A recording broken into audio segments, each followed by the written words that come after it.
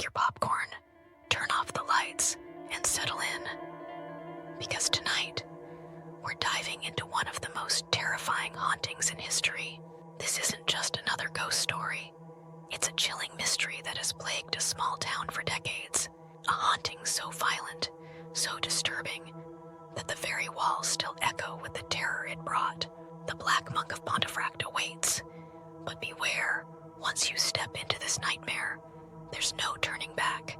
The Black Monk of Pontefract, the haunting that refuses to be forgotten, is a story that's been passed down for generations, leaving a chilling mark on the history of paranormal events.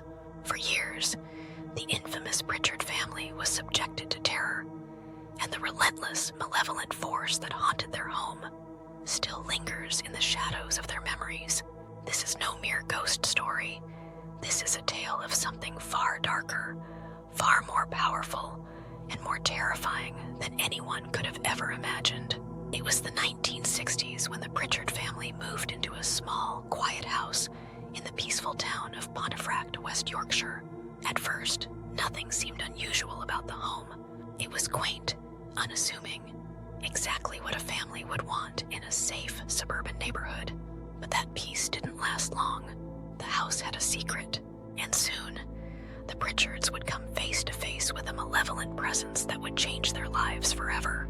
The first oddities began small, furniture shifting slightly in the middle of the night, strange sounds in the dark, whispers carried on the wind, faint enough to be dismissed, yet too chilling to ignore. But then it escalated. It started with the feeling of being watched, that cold chill creeping up your spine when no one was there, shadows that seemed to move out of the corner of your eye. The Pritchards, though frightened, tried to reason away these eerie occurrences. After all, who would believe them? Who would believe that their once peaceful home was now a battleground between the living and the dead? But soon, they couldn't ignore it anymore. The phenomena grew more violent, more terrifying. The family began to hear footsteps at night, slow, deliberate steps that echoed through the empty rooms. They could hear the unmistakable sound of doors creaking open and slamming shut, though no one was ever seen near them. One night, as the family huddled together in the living room, the chairs began to move on their own, slowly at first, then faster, as if pushed by invisible hands. The chairs slammed into each other, creating a terrifying symphony of chaos. The Pritchards were terrified. The terror that had only been whispers and shadows was now physical. And then they saw it, a dark, shadowy figure, looming in the corner of their vision. At first, it was just a fleeting silhouette, a trick of the light. But then, it began to take shape, a tall, robed figure with a hood that obscured its face, standing perfectly still in the darkness. No one saw it move, but they all knew it was there. It was watching them, waiting.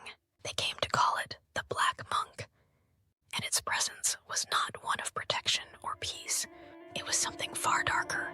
The Black Monk wasn't just a shadow. It was a force that seemed to have power over the very house itself. At first, it only watched, but soon, the house seemed to take on a life of its own. The Pritchards would hear strange sounds, scraping, rattling noises from the walls, as though something was trying to break through. A cold draft would sweep through the rooms, chilling them to the bone, though no windows or doors were open. But the worst was still to come. The family's terror deepened as objects began to fly across the room. Furniture and plates would be hurled from one end to the other, crashing into walls, windows shattering, and lights flickering in an unholy rhythm. The paranormal activity was becoming more and more violent, and the family was at the mercy of an unseen force. No one was safe, not even the investigators who came to help. The family called in paranormal experts, hoping that they could provide answers. But those who entered the house soon realized that this was not an ordinary haunting. The Black Monk wasn't content with simply frightening them. It sought to hurt them. Furniture would fly across the room, barely missing the family members. The temperature in the house would plummet without explanation, and the family members would often feel invisible hands pushing, scratching, and tugging at them in the dark. It was a horror that had no escape, no end. It didn't matter if they left the house. Whatever it was, whatever dark energy resided there, it would follow them. Some paranormal investigators who visited the house claimed to have seen the Black Monk in its full form. They described the figure as dark and menacing, a tall, shadowy entity with a hood and a long black robe. They say that the presence in the house was oppressive, like a weight on their chest, suffocating them. They could feel the entity's eyes on them, following them, burning into their very souls. Others describe hearing an unsettling sound that accompanied the Black Monk. It wasn't the sound of footsteps or voices. It was something worse, a cold, high-pitched whisper that seemed to fill the room, coming from nowhere, yet echoing all around them. The whispers grew louder, more frantic, more urgent. They could almost make out words, but they were always too garbled to understand. One of the most chilling aspects of the haunting were the deep, red scratches that appeared on the family members' bodies. At night, as they lay in bed, they would wake up with strange, unexplainable marks on their skin. Scratches that weren't just surface cuts, but deep, painful welts, as if something had clawed at them. But no one saw a thing. No one could explain it. Despite the growing danger, the Pritchard family never gave up on the house. They continued to live there, enduring the terror that lurked behind every door, in every shadow, and beneath every floorboard. But they couldn't fight the dark forces that held them captive. Eventually, they left the house, but even after they moved out, the terror lingered. The house continued to be a hotspot for paranormal activity, attracting ghost hunters and thrill seekers from all over the world. People still report feeling uneasy as they pass by the house, sensing the same oppressive presence that once terrorized the Pritchards. The legend of the Black Monk of Pontefract lives on, its evil waiting, watching, and waiting for its next victim. The house still stands, a monument to a dark past, and a reminder that some things, some spirits, never truly leave. So what was the Black Monk? Was it a poltergeist, a demon, or something older and darker, a spirit bound to the earth by a dark and terrible past?